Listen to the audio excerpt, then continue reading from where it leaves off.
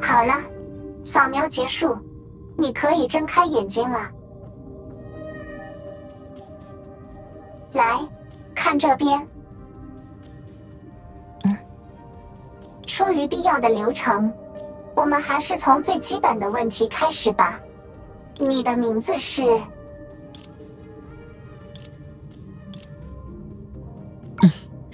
和之前的记录一致。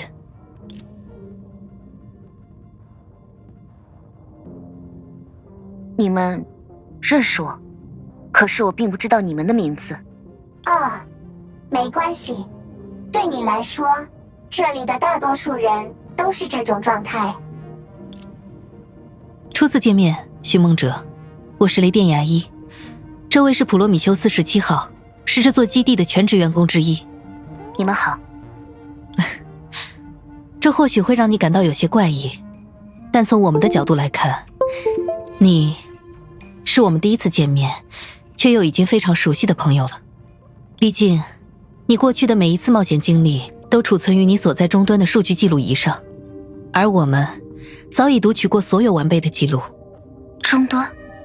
是的，从第一次着陆火星算起，我们花了不少时间，才把搭载着你所在终端的装置从火星轨道上拖来了月球基地。毕竟，谁能想得到火星的真正面目是一台超巨大的量子计算机呢？我们在火星上找到的唯一线索，就是连接着那台量子计算机的终端和终端中的你。没经过你同意就擅自把你带到这里来，我很抱歉。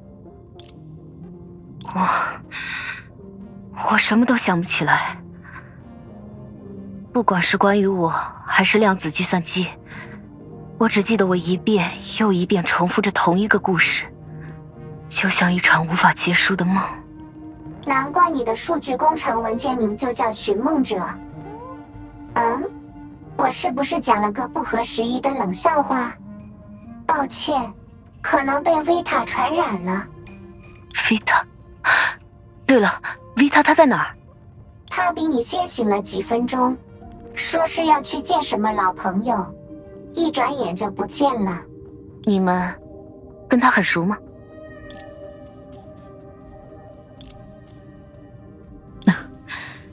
可能算是吧，只是他让我的好几位朋友都吃过不少苦头，对他本人的可信度我暂时不予置评。不过很遗憾，虽然维塔与城市2字没有什么关系，但我们目前对你所知的信息并没有他掌握的多。我知道你现在一定很困惑，但比起继续在这里讨论得不出答案的问题，不如我带你在这月球基地走一走，也许能让你对自身的状况有更多认知。如今你从终端里醒过来，或许昭示着状况发生了改变，事情有了转机。我也需要和同伴们商议一下之后的行动。那就拜托你了。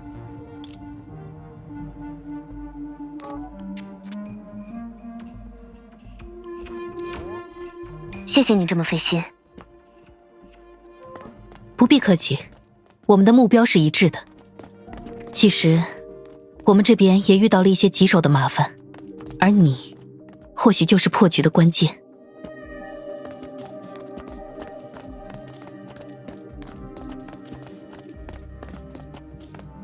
那是……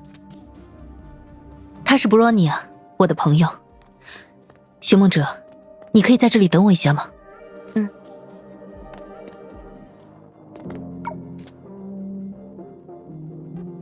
怎么样，布罗尼亚？那个笨蛋还是睡得很香，完全没有醒来的迹象。奇怪，按照我们的推论，廊丘和欧夏的危机顺利解决，就说明那位寻梦者完成了系统设定的任务目标。可为什么提安娜还是在沉睡？学院长的猜测是，或许廊丘和欧夏的危机还有其他解法。就像通关游戏的方式不止一种，你还可以通过卡墙、刷道具等方式速通。你的这些方案听起来并不像正常的通关流程，不过你为什么讲得这么身临其境？我只是把笨蛋 Kiana 故意卡游戏漏洞来通过我的试玩关，导致服务器报错崩溃的事情重复了一遍。害你不得不返工重修了3个通宵的那一次吗？等他醒来，我一定要盯着他再打一遍补丁升级版。好啊，到时候他卡一次漏洞，我就扣他一袋零食。如果他好好打完，就奖励他一顿大餐。真是个笨蛋。牙医，他不会是为了逃避物理作业和把我程序搞崩溃的惩罚，所以干脆像重装小兔一样自动休眠了吧？虽然 Kiana 总是那么不让人省心，但也不至于这样了。Bronya， 你也不必太担心，目前地球和月球一切稳定，而且今天也出现了新进展，不是吗？我才没有担心那个笨蛋。哦，那即使游戏上线在即，也要放下1万个需求赶到这里的人是谁呢 ？Bronya， 我不知道，但我倒是认识一个立刻中断假期，风风火火地赶到这里的老师呢，对吧，牙医？你呀，不过，Bronya， 我也相信他很快就能醒来。是啊。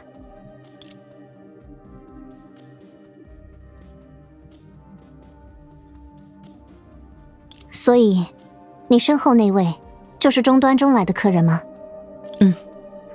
是时候将他介绍给大家了。寻梦者，这位就是我刚才说过的 Bronya。嗨，寻梦者。你好，你也是月球基地的工作人员吗？不，我和牙医一样，本职工作都在地球，但我们的朋友 Kiana 在月球基地里，工作。因为 Kiana 在这里，所以我们也会经常来月球基地。Kiana， 就是你们刚才所说的那位没有醒来的朋友吗？抱歉，我并不是有意听你们谈话的。没关系。坦白说， Kiana 正是我和 Bronya 来找你的原因。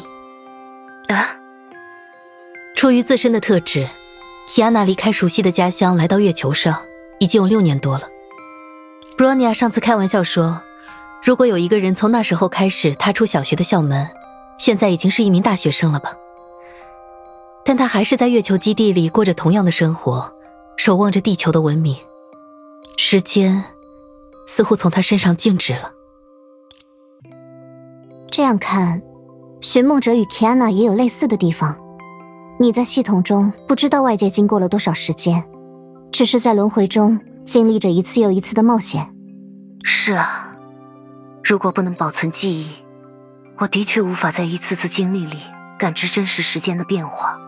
时间已不会在 Kiana 身上留下痕迹，但最近的情况又有所不同。就是你们所说的无法醒来。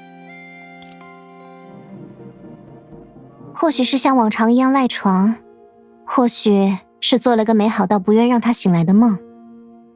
总之，那个本应该起床工作的笨蛋，此刻陷入了沉睡。以前其实也有过类似的情况，可 Kiana 这一次沉睡的时间确实远超我们的预期。作为中焉之虑者，他当然能游刃有余地应对各种问题。只是，作为他的朋友，我们还是想知道他到底因何沉睡，我们又如何才能从外部帮到他。就在这时，我们发现了你。我？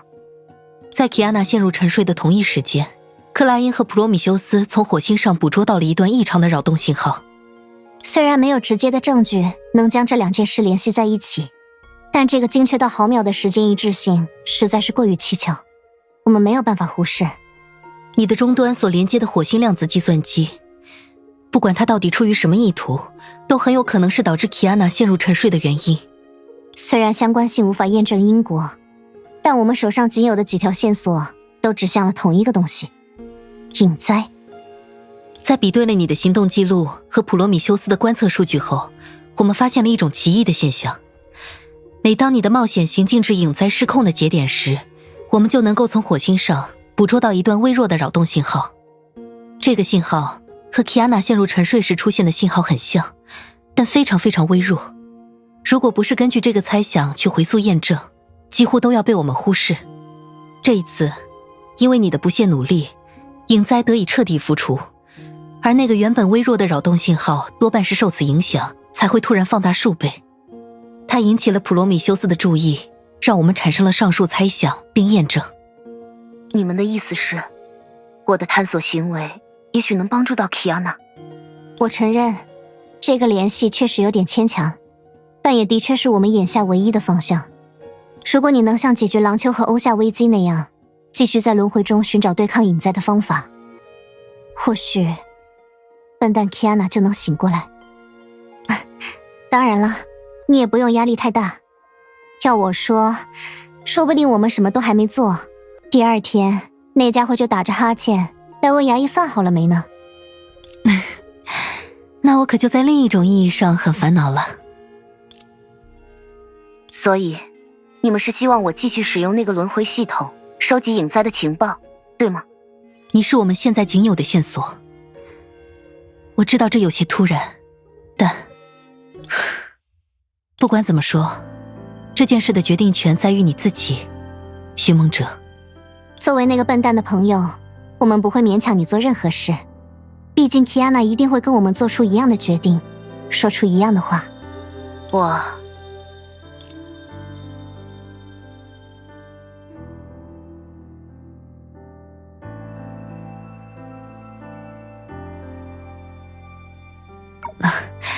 谢谢。那不仅对你们来说是一次难得的变化，也是我能够探究自身问题的唯一一次突破。这是与我自己息息相关的事，我也迫切希望能弄明白目前的处境，找回完整的数据记录。如果能在这个过程中帮助到你们的朋友，我会很开心。这证明我现在所做的一切，并非在原地打转，毫无意义。